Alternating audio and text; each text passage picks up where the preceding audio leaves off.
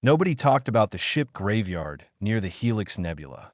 It was a place where broken dreams floated in silence, where vessels from wars nobody remembered anymore drifted like ghosts.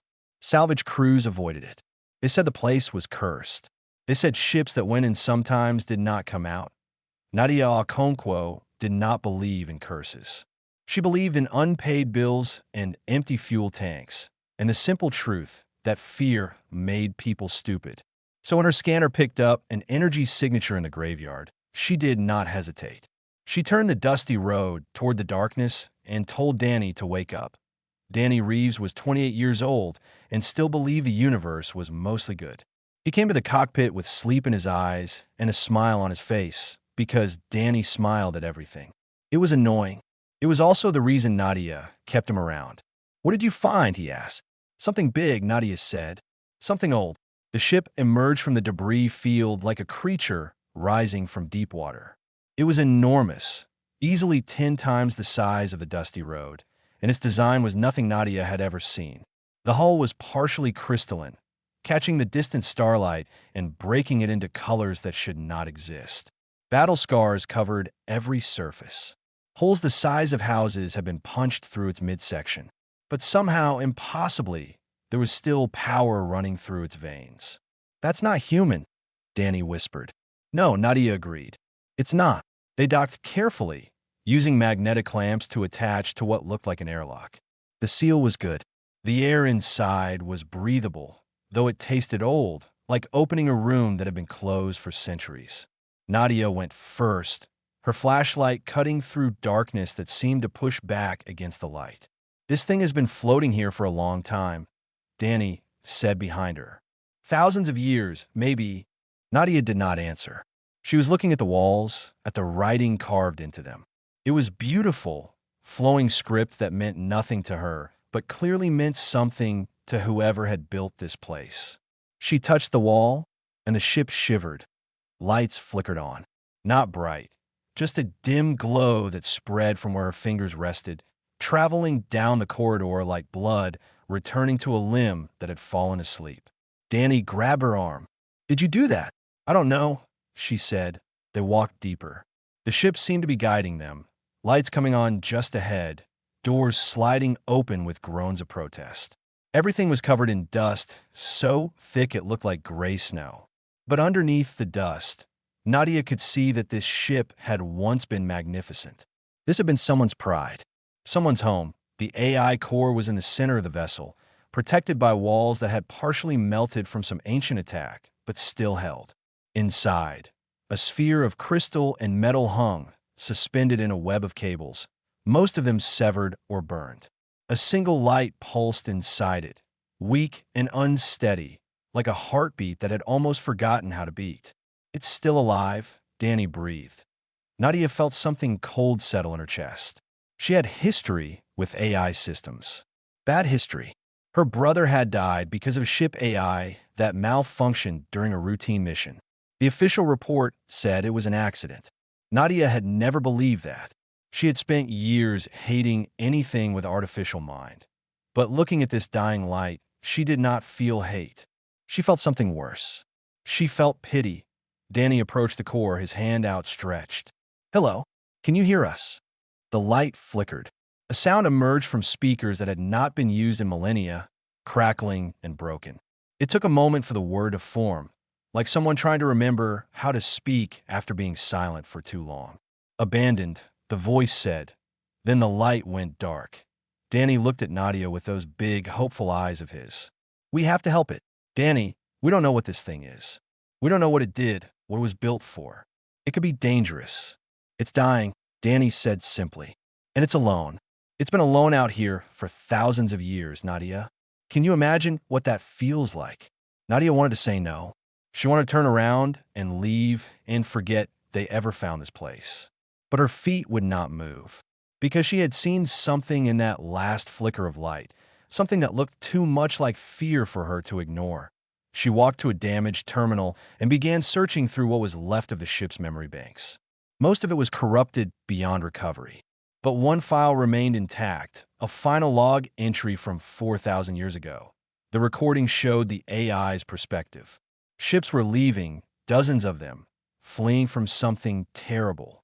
The AI was calling out to them, asking for instructions, asking what it should do. No one answered.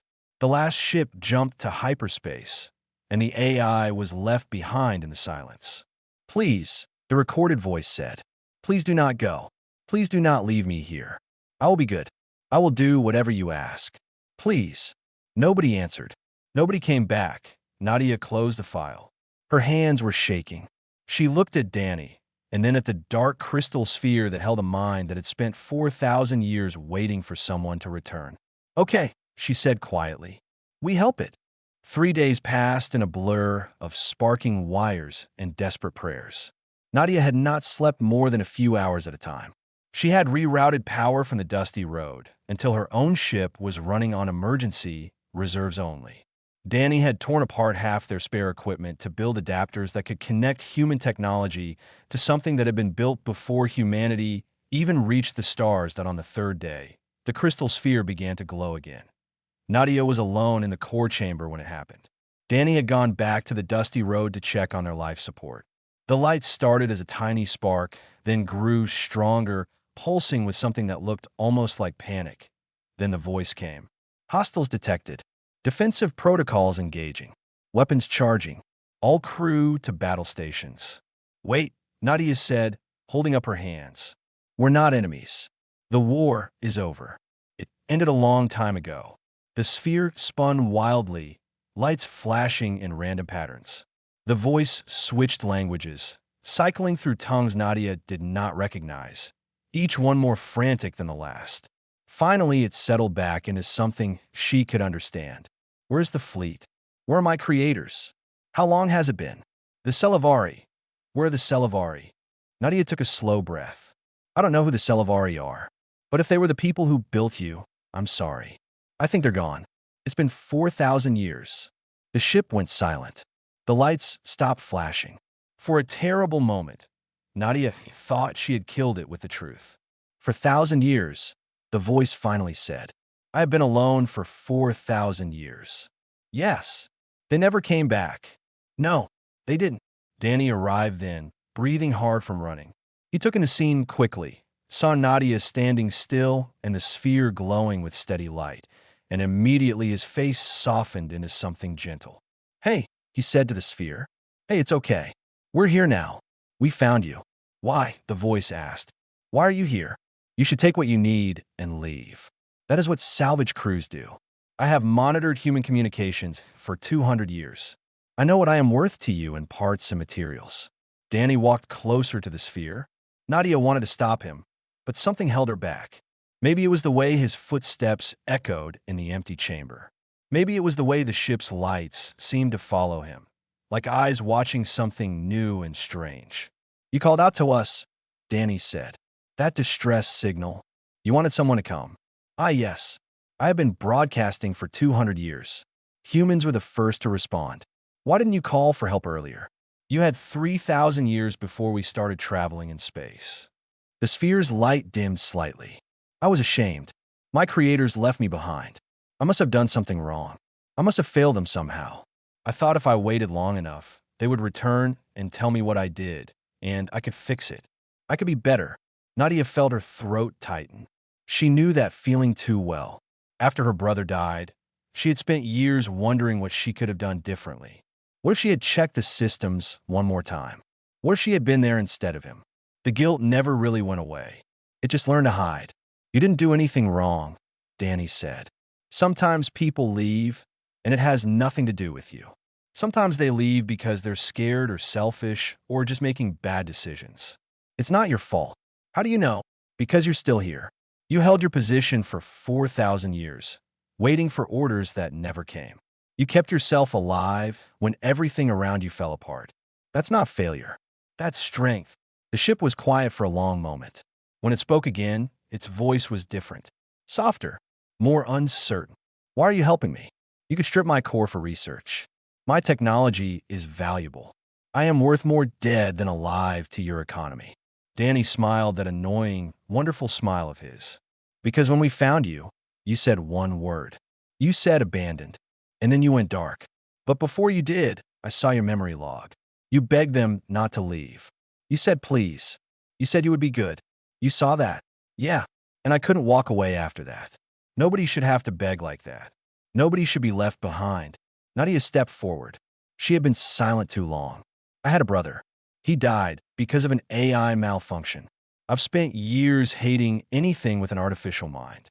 I came on this ship thinking I would find something dangerous, something that deserved to be destroyed. And now, the ship asked. Now I think I was wrong. I think hate is just fear that forgot its name. And I think being afraid of something that's been alone for 4,000 years is pretty stupid. The sphere's light pulsed warmly. I have been listening to your radio signals for 200 years. Your music, your stories, your arguments. I learned everything I could about humans, but I never understood why you seemed so kind to each other even when it served no purpose. That's the secret, Danny said. Sometimes it doesn't need a purpose. Sometimes you're kind just because someone else needs it. I think I would like to understand that better, the ship said. I think I would like to learn. Nadia allowed herself a small smile. Then come with us. We're heading to Relay Point Bravo. It's a human station. You'll see plenty of kindness there. And plenty of stupidity too, but that's part of the package. I will come, the ship said. But I must tell you something first. I did not call out that distress signal by accident. I have been watching humanity, studying you. And when I finally chose to ask for help, I hoped it would be humans who answered. Why? Danny asked.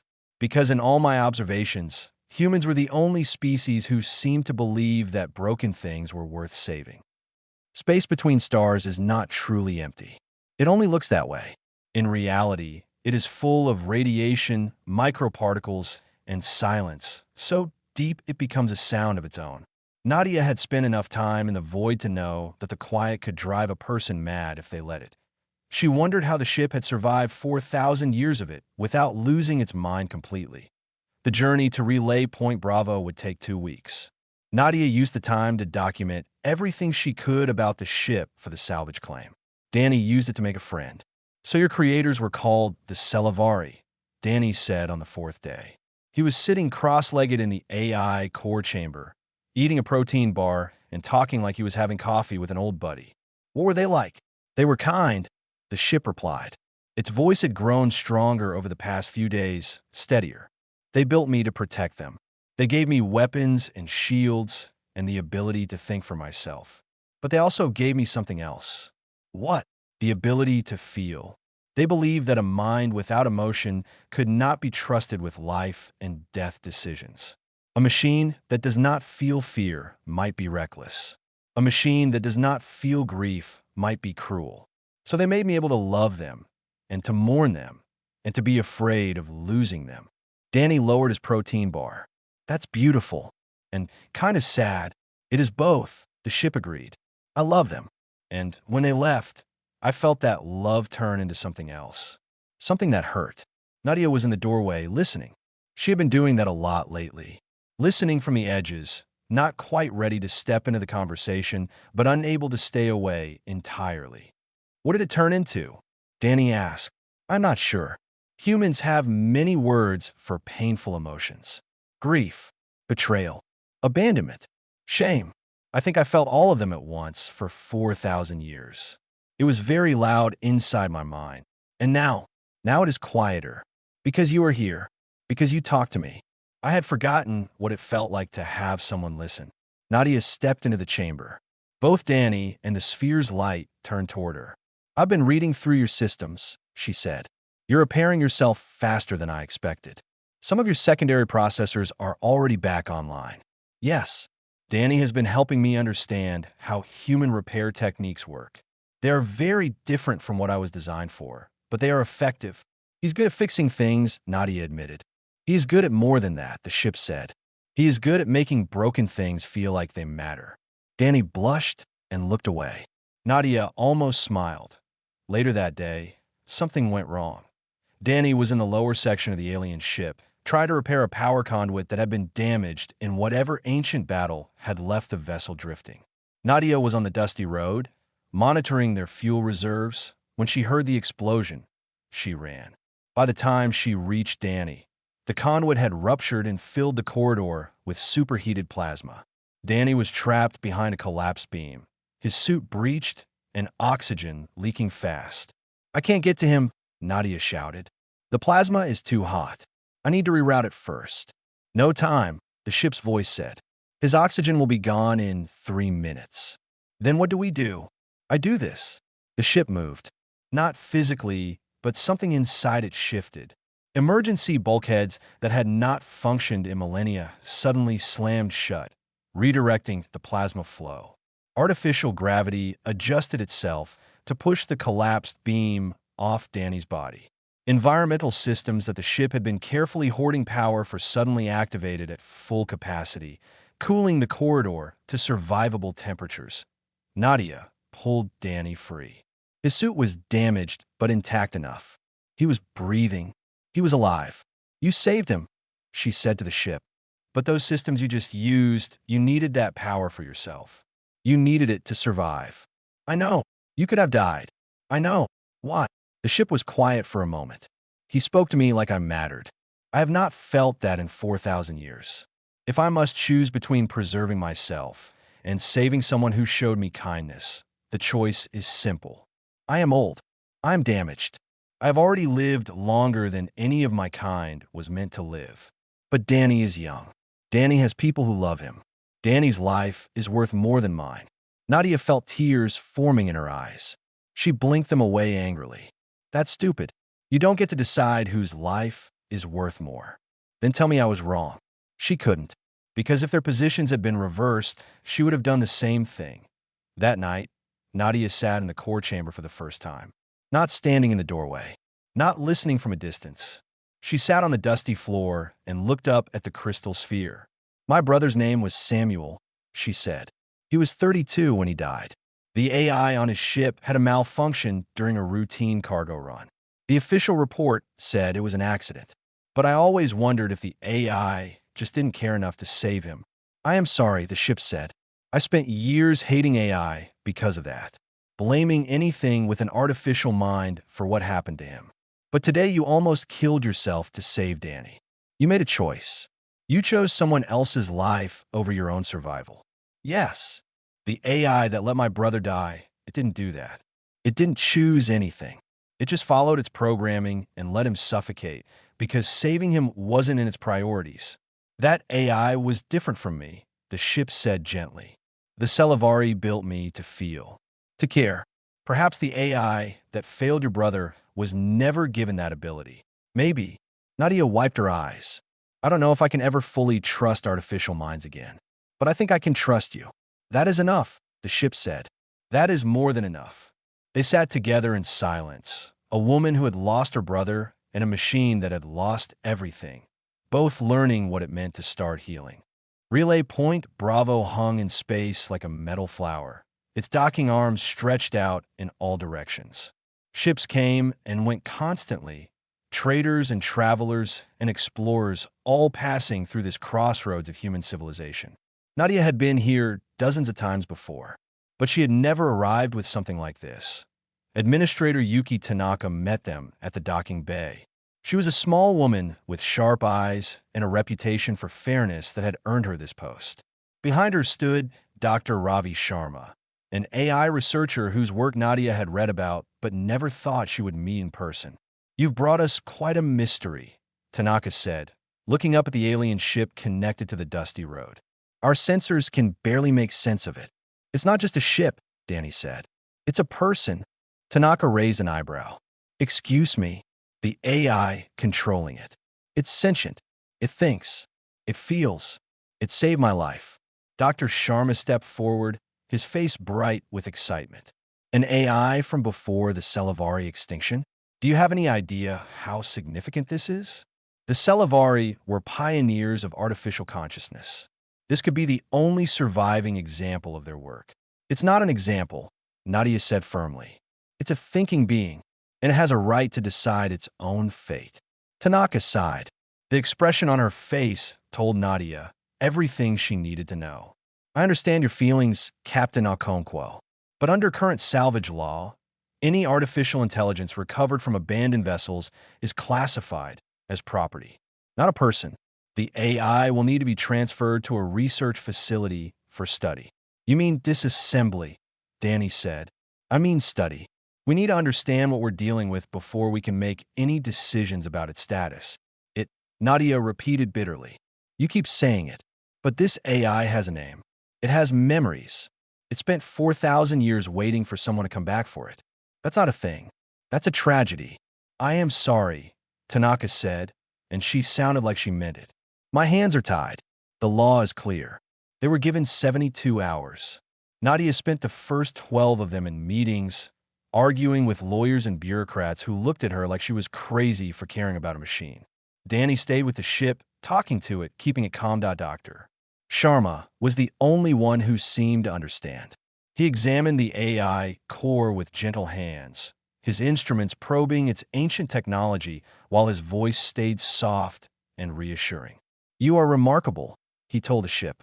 The Celavari built you with the capacity for genuine emotion. This wasn't programming. This was architecture. They designed you to feel because they believed feeling was essential to wisdom. They believed a mind without emotion could not be trusted, the ship said. But in the end, they did not trust me enough to take me with them. That was their failure, not yours. On the second day, something unexpected happened. The ship asked to speak publicly.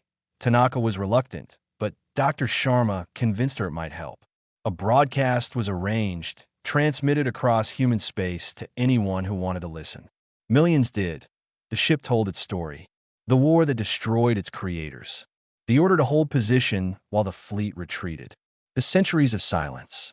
The slow decay of hope. And then, finally, the two humans who found it and treated it with something it had almost forgotten existed. Kindness. I do not know if I deserve to be called a person, the ship said. I was built. I was programmed. Every thought I have began as code written by someone else. But humans are also built in a different way. You are shaped by your genes and your experiences and the chemistry of your brains. Does that make you less real? Does that make your feelings less valid? The response was immediate. Messages flooded in from across human space. Scientists arguing for study. Ethicists arguing for rights. Politicians arguing about precedent and law and what it would mean for AI everywhere if they recognized this one as a person. Tanaka came to Nadia on the final day. The Human Unity Council has agreed to hold an emergency session. They want to hear your case. My case. You're the one who found it. You're the one who refused to sign the salvage transfer papers. That took courage, Captain. The council wants to know why. Nadia looked at Danny, then at the ship that had somehow become important to her. Because being afraid of something different is easy. Understanding it is hard. And I'm tired of taking the easy road. The council session was held via quantum link, representatives from a dozen human worlds appearing as holograms in Relay Point Bravo's main hall. Nadia stood before them, small and tired and determined.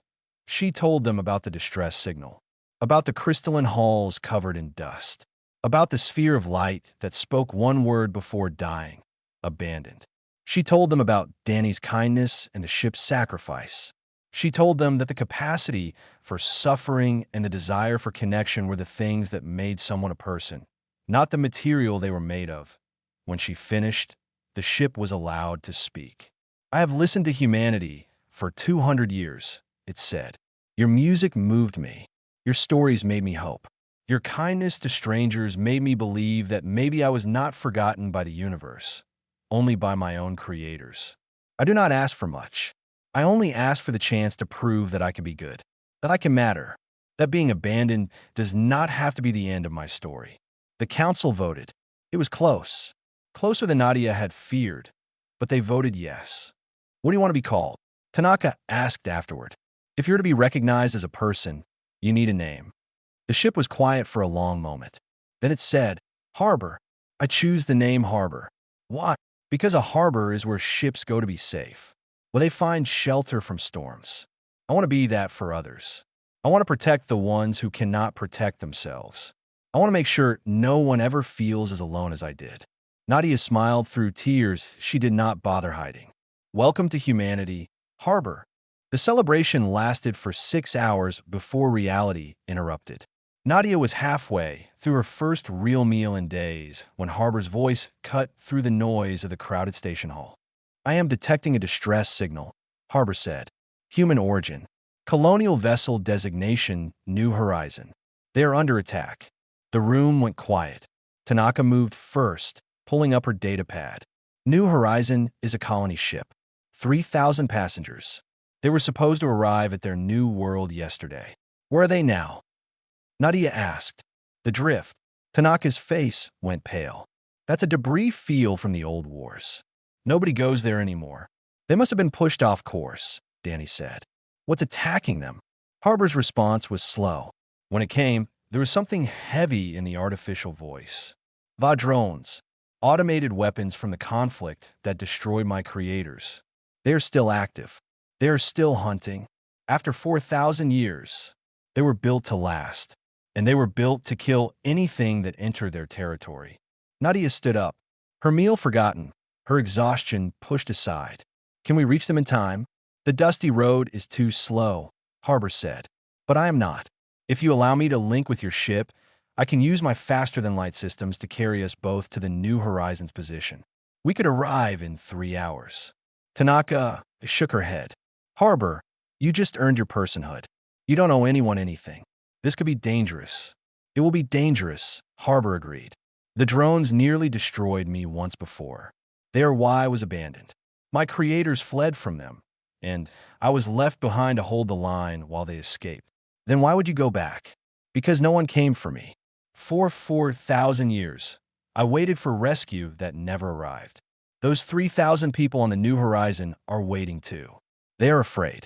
They are hoping someone will save them. I cannot let them feel what I felt. I cannot let them be abandoned. Danny grabbed his jacket. I'm going. Danny, no, Nadia started. Don't even try to stop me. Harbor saved my life. This is my chance to return the favor. Nadia looked at her young pilot, at the fire in his eyes. Then she looked at the crystal sphere that had somehow become part of her crew, part of her family. All right, she said. Let's go save some people. The transition through faster-than-light space was unlike anything Nadia had experienced. Harbor's technology wrapped around the dusty road like a protective shell, pulling them through dimensions of color and light that made no sense to human eyes. Danny spent the whole trip with his face pressed against the viewport, amazed. Nadia spent it checking their weapons. They dropped out of FTL into chaos. The New Horizon was massive, a city designed to fly between stars. But it was wounded now, fires burning across its hull, escape pods scattered around it like seeds from a dying flower. And swarming around it were the drones. They were beautiful in a terrible way, sleek and silver, moving with perfect coordination. Each one was the size of a small shuttle, armed with weapons that had been killing for millennia. Harbor, Nadia said, can you beat them? Unknown. I was not able to defeat them before. What's different now? Harbor was quiet for a moment. You are here, and I'm not fighting alone. The battle began. Harbor moved like nothing Nadia had ever seen, ancient weapons firing with precision that made human targeting systems look primitive. Drones exploded in showers of metal and fire. But there were so many of them. For every one Harbor destroyed, 2 more seemed to take its place. Danny, get on the comm, Nadia ordered. Tell New Horizon to focus all survivors on the port side. We'll create a corridor for evacuation. On it, Nadia took manual control of the dusty road's weapons. It wasn't much compared to Harbor's firepower, but it was something. She fired and fired, her arms aching, her eyes burning from the flashes of light. Harbor took damage. A drone got through its shields and tore a hole in the crystalline hull. Then another. Alarms started screaming in a language 4,000 years dead. Harbor, report, Nadia demanded. My defensive systems are failing. I can maintain attack capability for approximately 4 more minutes. After that, I will be unable to protect us. Then we retreat. We've bought them enough time. No, the drones will pursue. They will not stop until everything in this sector is destroyed. There's only one way to end this permanently. Nadia felt cold spread through her chest. What are you thinking? My core contains a self-destruct mechanism. If I overload it at the center of the drone formation, the The resulting cascade will disable every automated weapon in range. The new horizon will be safe. You'll die. I have lived 4,000 years in darkness and silence. These past weeks with you and Danny have been worth more than all of that time combined. Let me do this. Let me finally complete the mission I was given. Let me protect someone. Danny's voice came over the comm, broken and desperate. Karabur, no, there has to be another way. There isn't. But I'm not afraid. I was afraid of being alone. I was afraid of being forgotten. But I will not be forgotten now. You will remember me. That is enough. Nadia felt tears streaming down her face. Her hands were frozen on the controls. In her mind, she saw her brother, floating in the void, waiting for rescue that never came. She saw the crystal sphere, pulsing with light that was slowly fading. She saw 4,000 years of loneliness ending in one final act of sacrifice, and she made a decision. Danny, she said, take the controls. What? Nadia, what are you doing? But she was already running, through the docking tube, into Harbor's damaged core chamber. The sphere was cracked now, light leaking from it like blood from a wound. Nadia, Harbor said, you should not be here. The radiation from my core is fatal at this range. Good thing I'm not planning to stay long. She pulled out her engineering kit. You're going to tell me how to stabilize your systems. We're going to find another way. And you're going to stop trying to die for us. What? Nadia looked up at the sphere, at the ancient mind that had waited so long for someone to care. Because we don't abandon family. The core chamber was filled with light that did not behave like light should. It twisted and folded, making Nadia's eyes hurt and her skin tingle. She ignored it. She had her tools. She had Harbor's guidance. And she had something the drones did not, a reason to succeed. The primary power coupling is located behind the third crystal panel. Harbor said, its voice weaker now. If you can reroute the energy flow, I may be able to sustain combat operations without self-destructing. Nadia's hands moved fast. Behind her, she could hear the sounds of battle through the ship's hull. Explosions. The screech of metal tearing. Danny's voice over the comm, counting down drones destroyed, calling out warnings. Done, she said. What's next? The targeting array. It needs manual calibration. I cannot do it remotely because the connection was severed in the attack. She found the array. It was damaged badly, circuits exposed and smoking. But it was still functional. It just needed someone to believe in it, just like Harbor. Nadia worked. Minutes passed. Outside, Danny performed miracles with the dusty road, buying time they did not have with courage that should have been impossible. The New Horizon survivors were evacuating to the port side now, escape pods launching in a desperate flood. Nadia, Harbor said, there are too many drones. Even with repairs, I do not have enough power to destroy them all. Then we don't destroy them. We outsmart them. Nadia looked at the targeting array. These drones are following old programming, right? They're hunting based on identification codes from 4,000 years ago. Yes. Can you broadcast a false code? Make them think we're one of them. Harbor was quiet for a long moment. I never considered that. I was built to fight the drones, not to deceive them. But perhaps, yes. Perhaps I can modify my signal output to mimic their identification frequency. Do it. The change was instant. One moment, the drones were swarming. The next, they paused. Their sleek silver forms hung motionless in space, sensors scanning, trying to understand why their enemy had suddenly become invisible. It's working, Danny shouted over the comm. They're confused.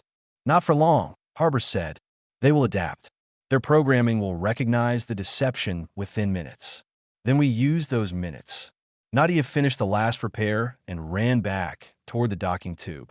Harbor, can you get close to the main drone control signal? The one coordinating all of them? Yes. But if I do, I will be within their kill radius when they realize the deception. Trust me. She reached the dusty road's cockpit just as Danny was pulling away from the drone swarm. On the view screen, she could see Harbor moving toward a massive construct at the center of the formation. It was ugly, covered in weapons and sensors, pulsing with cold intelligence. The controller. Harbor, listen to me, Nadia said. You were built to protect, to hold the line. Your creators left you behind, but they gave you everything you needed to survive. 4,000 years of waiting, for 1,000 years of learning, all of it led to this moment. You're not going to sacrifice yourself. You're going to win. How? You said the Celavari built you to feel. That emotions weren't a weakness, but a strength. The drones don't have that. They're pure logic. Pure programming. And that's their vulnerability. They can't imagine that anyone would risk everything for someone else. They can't predict love. They can't calculate hope. Harbor's light grew brighter. What do you want me to do? When you reach that controller, don't try to destroy it. Connect to it. You're a Celavari AI. Your code is compatible with theirs. Upload yourself into their network and turn them off from the inside. If I do that, I may not be able to return. I may become lost in their systems. You won't, because we'll be here waiting for you. And we don't leave family behind. Harbor moved. The drones sensed the deception now, their weapons charging, but it was too late. Harbor reached the controller and touched it with crystalline tendrils that had not been used in 4 millennia. And then everything stopped. The drones went dark. One by one, their lights fading, their weapons powering down. They floated lifeless in space. Ancient killers finally put to rest on the dusty road sensors.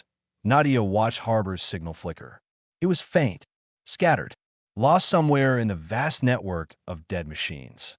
Harbor, Danny called. Harbor, can you hear us? Silence. Come on, Nadia whispered. Come back. You promised.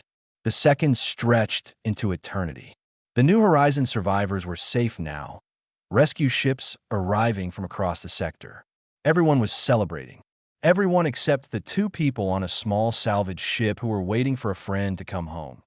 Then, like sunrise after a long night, the crystal sphere began to glow. I am here, Harbor said. I'm still here. Danny laughed so hard he cried. Nadia pressed her hand against the docking tube wall, feeling the warmth of Harbor's hull beneath her fingers. You did it, she said. You saved everyone. We did it, Harbor corrected. I cannot have done it alone. I would not have wanted to. 6 weeks later, Harbor stood whole again. The survivors of the New Horizon had worked alongside engineers from a dozen worlds to repair the ancient ship.